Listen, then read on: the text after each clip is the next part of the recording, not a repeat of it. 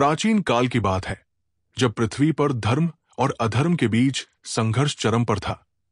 उस समय भारत भूमि में अनेक राजवंश फल फूल रहे थे। उन्हीं राजवंशों में एक अत्यंत धर्मपरायण और वीर पुरुष राजा अम्बरीश का जन्म हुआ। उनके जन्म से ही आकाश में एक दिव्य रश्मि झलक रही थी, जिसे देखकर ऋषि मुनियों और ब्राह्मणों ने कहा, यह बालक केवल राजा ही नहीं, बल्कि धरती पर भगवान विष्णु की विशेष कृपा का प्रतीक होगा। अम्बरीश का जन्म उस समय हुआ जब उनके पिताजी राजा श्रेयास और माताजी रानी ईश्वरी अत्यंत धार्मिक और दयालु थे। उन्होंने अपने पुत्र को बचपन से ही धर्म और सत्य की शिक्षा दी। अम्बरीश बाल्यकाल से ही अन्य बच्चों से अलग थे। वे खेलों में भी दूसरों के साथ सहयोग और न्याय करना सीखते थे और अपनी छोटी छोटी जिम्मेदारियों में भी गहरी गंभीरता दिखाते थे। उनके पिता ने देखा कि अम्बरीश अन्य बच्चों की तुलना में अधिक ध्यान और संयम से काम करते हैं। वे किसी को दुखी होते नहीं देख सकते थे। उनके हृदय में बचपन से ही दया और करुणा का बीज अंकुरित हो गया था। एक दिन छोटे अम्बरीश ने अपने पिता से पूछा, पिताजी, क्या सभी राजा केवल अपने राज्य के लिए ही सोचते हैं, या उन्हें अपने प्रजा की भलाई भी करना चाहिए? राजा श्रेयास ने मुस्कुराते हुए उत्तर दिया, प्रिय पुत्र, केवल राज्य का विस्तार करना पर्याप्त नहीं है।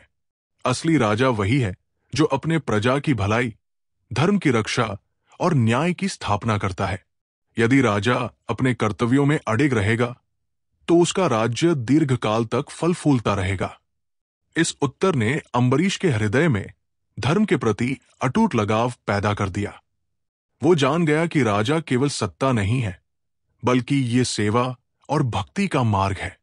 बचपन में ही अम्बरीश के मन में ये प्रश्न उत्पन्न हुआ कि यदि हम ईश्वर की भक्ति करना चाहते हैं तो उसका सर्वोत्तम मार्ग क्या है। उन्होंने अपने पिताजी से पूछा, पिताजी, मैं भगवान विष्णु की सच्ची भक्ति कैसे कर सकता हूं? क्या केवल उनकी पूजा करना पर्याप्त है? राजा श्रेयास ने कहा, सत्य पुत्र, केवल पूजा करना पर्याप्त नहीं है। भगवान की भक्ति का अर्थ है मन, वचन और कर्म में शुद्धता रखना। तुम्हारे मन में ईश्वर का स्मरण, तुम्हारे वचनों में सत्य और करुणा, और तुम्हारे कर्मों में न्याय और सेवा होनी चाहिए। यही सच्ची भक्ति है। यदि तुम ये निभाओगे तो भगवान स्वयं तुम्हारे जीवन में प्रकट होंगे। अम्बरीश ने ये वचन अपने हृदय में अंकित कर लिया। उनका हर कर्म अब धर्म और भक्ति की कसौटी पर खरा उतरने लगा।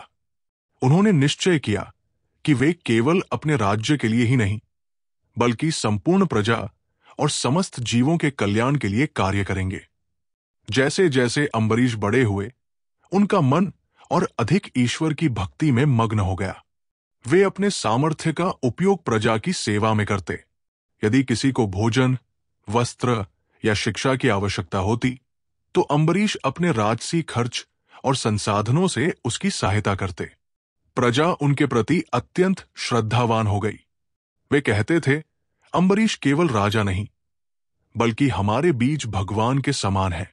उनका हृदय इतना विशाल और दयालु है कि कोई भी दुख उनके सामने टिक नहीं सकता। अम्बरीश के इस धर्मपरायण चरित्र से उनके आसपास के राजकुमार और मंत्री भी प्रभावित हुए। उन्होंने अम्बरीश को न केवल राजा के रूप में, बल्कि आध्यात्मिक मार्गदर्शक के रूप में स्वीकार किया। कई बार मंत्री और सैनिक उनके पास आते और सलाह लेते। अम्बरीश प्रत्येक निर्णय में धर्म और न्याय का पालन करते।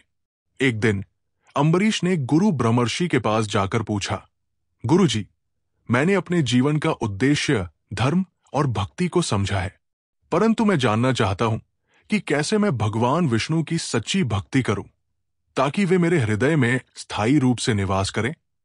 गुरु ब्रह्मर्षि ने गंभीर भाव से उत्तर दिया, प्रिय अम्बरीश, भगवान की भक्ति केवल भजन या मंत्र जाप से नहीं होती। ये नियमित उपासना, सत्यनिष्ठा और प्रत्येक प्राणी के प्रति करुणा में प्रकट होती है। जो व्यक्ति अपने मन और वचन में शुद्ध है, अपने कर्मों में निष्ठावान है और संकट में भी अपने धर्म से नहीं हटता, वही सच्चा भक्त कहलाता है। ऐसे भक्त को भगवान स्वयं देखेंगे और उनकी सुरक्षा करेंगे। अम्बरीश ने गुरु के वचन को अपने हृदय में अंकित कर लिया। उन्होंने निश्चय किया कि अब वे केवल अपने राज्य की भलाई के लिए ही नहीं, बल्कि ईश्वर की सेवा और सच्ची भक्ति के लिए भी अपने जीवन का हर क्षण समर्पित करेंगे। उस समय से अम्बरीश का जीवन और भी अनुशासित और दिव्य हो गया। उन्होंने रोजाना भगवान विष्णु की प्रतिमा के सामने प्रातःकालीन पूजा करना आरंभ किया। उनका जप और ध्यान इतने गहन और स्थिर थे कि उनके आसपास की हवा में भी एक दिव्य शांति का अनुभव होने लगा। राज्य में भी उनका शासन धर्म और न्याय के कारण आदर्श बन गया। किसी भी प्रजा की शिकायत नहीं रहती थी। यदि कोई गरीब या असहाय राजा के पास मदद मांगने आता तो अम्बरीश उसे तत्काल सहायता प्रदान करते। वे कहते, राज्य केवल भूमि और संसाधन नहीं है, इसका अर्थ है जीवों की रक्षा और कल्याण। अम्बरीश का ये दृष्टिकोण उनके राज्य के लिए वरदान बन गया। उनका शासन ऐसा था कि अन्य राज्य के राजा भी उनकी नीति और न्याय के लिए उनके पास सलाह लेने आते। उनकी भक्ति और सेवा का प्रभाव इतना गहरा था कि लोग कहते थे, अम्बरीश के राज्य में भगवान स्वयं निवास करते हैं। उनके जीवन में भक्ति और धर्म का प्रकाश इतना प्रबल है कि कोई भी संकट टिक नहीं सकता। अम्बरीश ने अपने जीवन में एक महत्वपूर्ण सिद्धांत अपनाया, सत्य, भक्ति और धर्म का पालन हमेशा सर्वोपरि। ये उन्हें न केवल महान राजा बनाता, बल्कि भगवान के अत्यंत प्रिय भक्त के रूप में स्थापित करता। इस प्रकार अम्बरीश का बचपन और प्रारंभिक जीवन उनकी धर्मपरायणता, भक्ति और न्यायप्रियता के उदाहरण के रूप में स्थापित हुआ। उनका हृदय और मन भगवान की सेवा में लीन हो गया और उनके कर्म पूरे राज्य और प्रजा के लिए आदर्श बन गए।